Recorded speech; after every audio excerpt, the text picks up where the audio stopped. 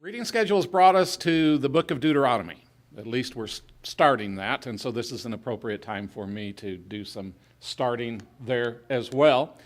That book literally means the second law, and that's, as we go through, you'll say, well, we've read this before, why is it in here again? And I think there's one obvious, at least possible answer to that, and that is Moses is reiterating all this because it's a new generation of people. Remember, those that were over 20 years of age have all perished. So now there's a new group, a new generation, if you will, that's getting ready to enter into the promised land. And so Moses goes back and he's reiterating much of the law that he already has told the people, but now it's a new group of people, a people ready to go in, a people ready to possess the land. And so their hearts are much different towards this law. So that maybe gives a little bit of reason why that is. The scripture reading that was read a few moments ago mentioned that Moses was he was called a prophet. He's also identified that way in Deuteronomy chapter 34. No prophet has risen in Israel like Moses. So Moses fulfilled this obligation to be God's spokesperson, to function as a prophet, to speak for God. Over the next couple of weeks, I would like to look at some of the things that this prophet said. Again, remember, he's addressing a new generation. Remember, these are going to be lessons coming from a great prophet who is seeking to speak for God. What I would like to notice is that each of the prophecies, if you will, the teachings of Moses that we're going to look at, begin with the same phrase. And it's a phrase, be careful. Be careful. If we look at the original Hebrew, we find that this word originally carried the idea of to hedge about. In other words, he's talking about in the old Western movies, what they did when the Indians were attacking. They circled the wagons. That's the kind of mentality that Moses wants the Israelites to think spiritually. There are things that we need to circle up. We need to hedge in. There are spiritual lessons, spiritual truths that we must surround ourselves with. The word actually came to mean to guard, to protect, to attend to look narrowly, to observe, to regard, to wait, and to watch. But all of those incorporate this idea of hedging in. So what we're going to look at is we're going to look at ways that Moses says we can protect or hedge in our lives with spiritual truths. Some things that need to be in our lives. The first one, Moses says, be careful about your teachings. Be careful about your teachings. Again, imagine Moses now able to teach the parents of a new generation. A group of people who have grown perhaps to trust God more than their predecessors have. And now he takes these people and he says, you need to be careful about what you teach. We read in Deuteronomy chapter 4, only be careful and watch yourselves closely, so that you do not forget the things your eyes have seen, or let them slip from your heart as long as you live. Teach them to your children and to their children after them. Moses says, I want you to be very careful to hedge yourself in with all the stuff that you've seen, all that your eyes have beheld, the glory of God that you have witnessed. What are we teaching? What are we teaching? You know, by default, if we don't teach the spiritual lessons, society, the kingdom of darkness, is going to teach their lessons. And those are all going to be human-centered. They're going to be human-motivated. They're going to have a worldview that's going to give a non-spiritual perception to people who believe those things and are taught those things. If we allow it to become our processor, the world, then we will soon forget the spiritual eyes, what our spiritual eyes have seen and what our hearts have experienced. It's important for us to hedge ourselves in. And the oft-repeated history of Israel becomes a living illustration of this truth. Because what we find is when they stopped teaching the very things that Moses said they ought to be teaching, as a result, they became spiritually defeated. They no longer served God. They began to worship false gods. They began to intertwine themselves with unbelievers. They did all of those things when they lost that perspective and that sight. But when they were diligent about teaching those things and upholding those practices, when things were God-centered, what happened? Then they had spiritual victory. And again, we just watch that cycle through time after time after time. And the lesson ought to be very clear for us. We need to be careful what we teach because of the outcome of that teaching. Sidney Harris has written, most people are mirrors, merely reflecting the mood and the emotions of the times, fewer windows, bringing light to bear on the dark corners where troubles fester, and the whole purpose of education is to turn mirrors into windows.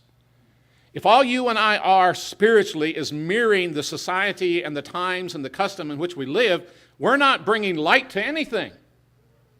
We are just reflecting what's going on. The challenge is for us to become the windows. And the way we do that is by being careful what we teach. Deuteronomy chapter 6 instructs the Jewish parents to be diligent in formal and informal instruction of their children when it comes to spiritual things. In other words, there is the time for a formal spiritual education, but there's also just the daily walk that becomes that teaching experience, that opportunity for young people to learn. But before spirituality can be taught in either of those forms, it's got to be possessed. And that's where Moses begins all of that instruction in verse 5. All your heart and with all your soul and with all your mind, you're supposed to love the Lord. And when you do that as a parent, then there's going to be the natural outgrowth of being careful about what you teach. I want to share a video clip of a movie that just came out this last week, and then I want to come back and do some explanation.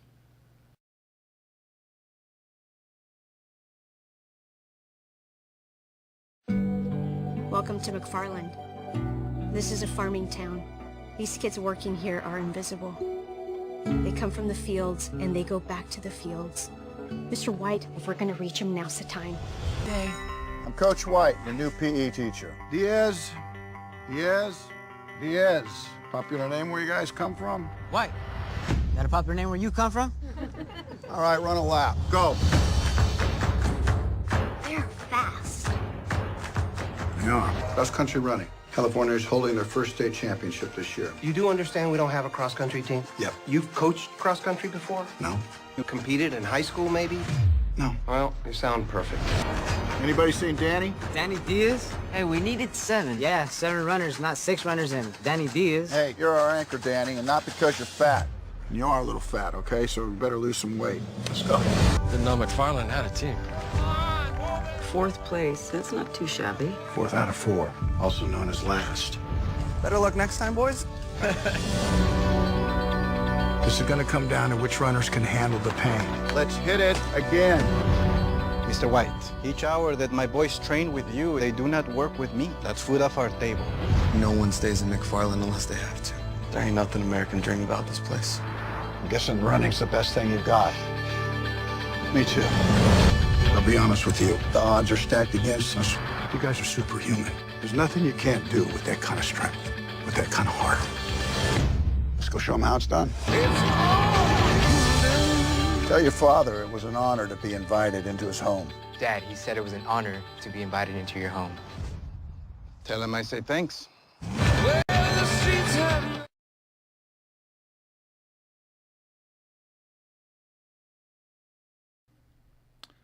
I went to that movie Tuesday night.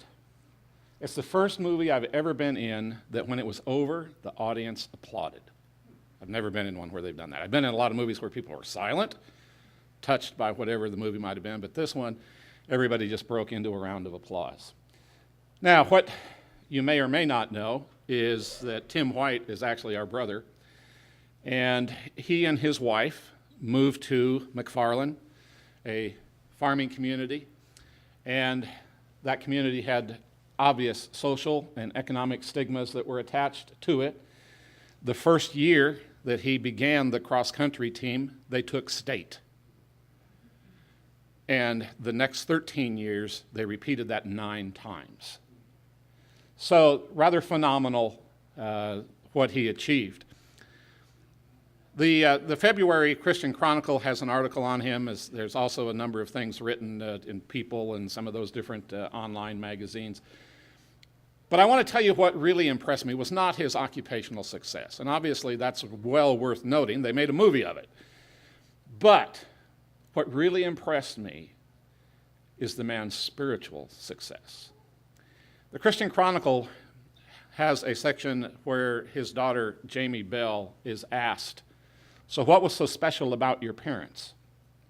Quote, "Nothing and everything.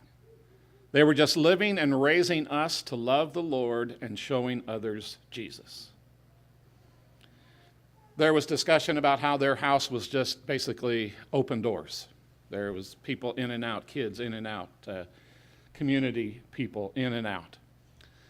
The word she says that I would use now but didn't understand when I was younger is seamless. Making every part of your life to be to the Father's glory and never being just a Sunday morning Christian.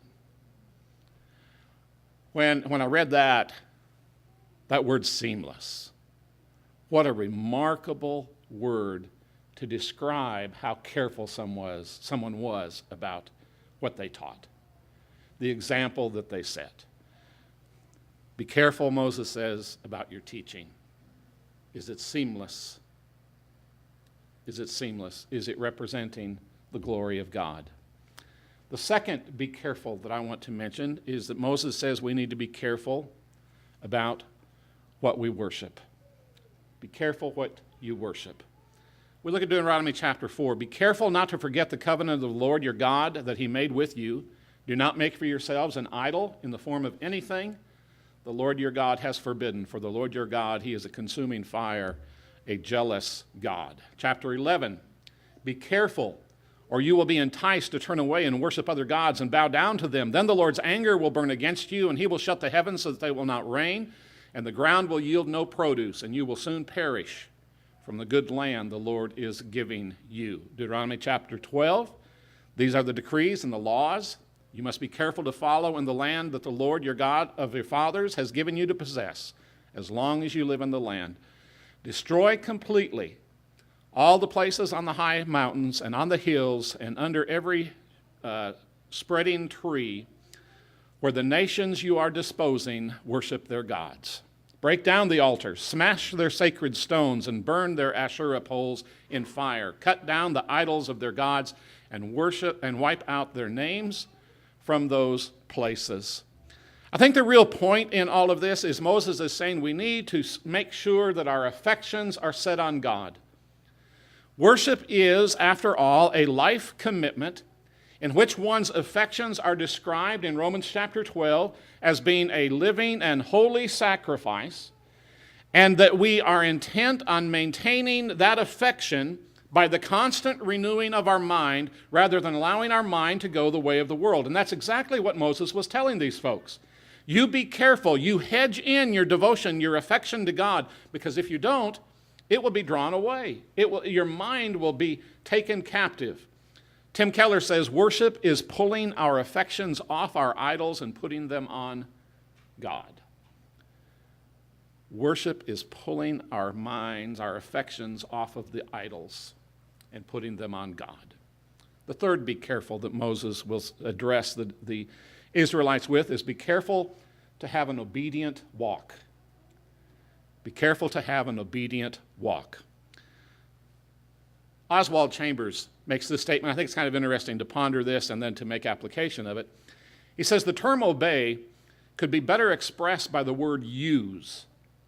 For example, a scientist uses the laws of nature. That is, more than obeys them. He causes them to fulfill their destiny in his work. That is exactly what happens in the saint's life. He uses the commands of the Lord, and they fulfill God's destiny in his life. Use rather than obey. As we look at some of these verses, see if you can figure out what the destiny that God has in mind for Israel is as Moses writes these words. chapter 5. So be careful to do what the Lord your God has commanded you. Do not turn aside to the right or to the left. Walk in all the way that the Lord your God has commanded you, so that you may live and prosper and prolong your days in the land that you will possess. Chapter 6. Hear, O Israel, and be careful to obey, so that it may go well with you, and that you may increase greatly in the land flowing with milk and honey, just as the Lord your God, the God of your fathers, promised you. Chapter 8. Be careful to follow every command I have given you today, so that you may live and increase and may enter and possess the land that the Lord promised on oath to your forefathers. Chapter 12. Be careful to obey all these regulations I am giving you, so that it may always go well with you and your children after you, because you will be doing what is good and right in the eyes of the Lord your God. Did you catch what would happen? Did you catch the reason to use the commands of God, to obey those commands of God? Because in doing so, we find what is best and what is best for us. We experience what is best. So the commands of God need to be used in our lives to hedge us in, because that's where we achieve and have what is best. The path that is centered upon walking in obedience always unlocks peace and tranquility. Now, I did not say the path of obedience is always tranquil and peaceful, but it always unlocks those things. You see, if we stay in obedience, if we stay in the use of what God says, eventually those truths are unlocked to us. Much of what we talked about this morning in class. The life path that is centered upon self-satisfaction, sensual submission, and sedition always leads in the direction of the most tumultuous. So if I don't hedge myself in and use what God has given for my advantage, then what happens is the same troubles, the same situations happen to me. However, there's no peace to unlock. There's no tranquility to get a hold of. All that will exist there is more trouble. Lastly, be careful not to forget God. Be careful not to forget God. A Danish study revealed that following Christmas, there is a significant rise in suicides. Now, you may have heard, and I have, that from November through the end of the year is the highest percentage of suicides annually. That's a myth. It's not true. Actually, December has the fewest. But after the holiday, guess how much suicide raises? 40%. 40%. The contrast, I think, is so great because December is the lowest month for suicide, so it is followed by the highest rise of suicides. And that contrast is there. But when all the holiday hope and the hype is all gone, despair flourishes. That's when it abounds. I wonder if sometimes that's not how we respond to God. Like almost as we do as the world celebrates the birth of his Son. We are willing to unwrap his blessings, to rejoice in all that he has given us. We feast with his family. But then life happens. And we remove all of those aspects of our Sunday best. And I'm not talking about clothing, I'm talking about attitudes. We remove all of that remembering of God. And truly, the reason for the season disappears. Moses tells the people, you have to be careful not to forget God. You know, church politics, church organization, all of that stuff can take our vision off of God. As Chris reminded us in class, sometimes we just need to look up and move on. And we need to keep that focus on God. And that's what Moses was reminding the people about. After outlining the wonders of Canaan, Moses gives this warning: be careful that you do not forget God, who brought you out of the land of Egypt, out of the land of slavery. Be careful when abundance comes in that you don't forget God. In chapter 8, be careful that you do not forget the Lord your God, failing to observe his commands, his laws, his decrees that I'm giving you this day. Otherwise, when you eat and are satisfied, watch what he says will happen. When you build the fine houses and settle down, and when your herds and flocks grow large, and your silver and gold increase, and all you have is multiplied, then your heart will become proud, and you will forget the Lord, your God. Prosperity plus pride equals a forgotten God. On March 30th, 1863, Abraham Lincoln signed a proclamation that made April 30th a day that was labeled a national day of prayer and humiliation. Now, I think we still have a national day of prayer, but I think we stopped being humiliated a long time ago. Here is what that proclamation in part says. It is the duty of nations, as well as of men, who owe their dependence upon the overruling power of God, to confess their sins and transgressions in humble sorrow, yet with assured hope that genuine repentance will lead to mercy and pardon, and to recognize the sublime truth announced in the Holy Scripture and proven by a history that those nations only are blessed whose God is the Lord. The awful calamity of civil war, which now desolates the land, may be but a punishment inflicted upon us for our presumptuous sins. To the needful end of our national reformation as a whole people, intoxicated with unbroken success, we have become too self-sufficient to feel the necessity of redeeming and preserving grace, too proud to pray to the God that made us. We have grown in numbers, wealth, and power as no other nation has grown, but we have forgotten God. I wonder what he would write if he were alive today.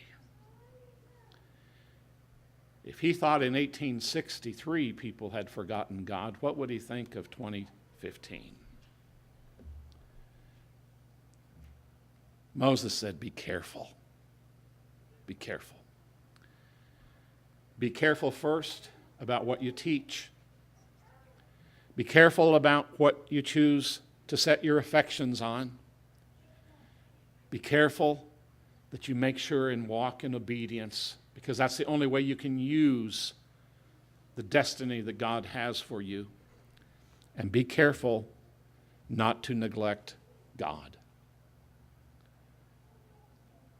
Those are the first four.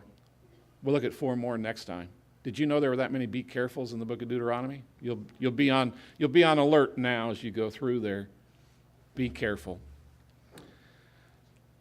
Sebastian has had us focus and remind ourselves of the victory that is ours because of the sacrifice of Christ. We have sung about that this morning. We have talked about some of where our affections lie. As we wrap our gathering up, it is appropriate for us to remind each other that the only victory we can have is in Jesus. This world doesn't offer anything. We need to be careful about the spiritual things that we're willing to follow. This morning, if you've not yet enjoyed the victory that the blood of Christ offers, and you understand how to implement that blood into your life, that sacrifice that was made, if you know how to put your hands on that sacrifice and say, this is now for me, and you're willing to do that today, then this would be a great day to enjoy that victory that Jesus offers. If you don't understand, ask someone. There are many people here who've experienced the wonders of the salvation of the Lord who would love to share with you how they received victory in Jesus.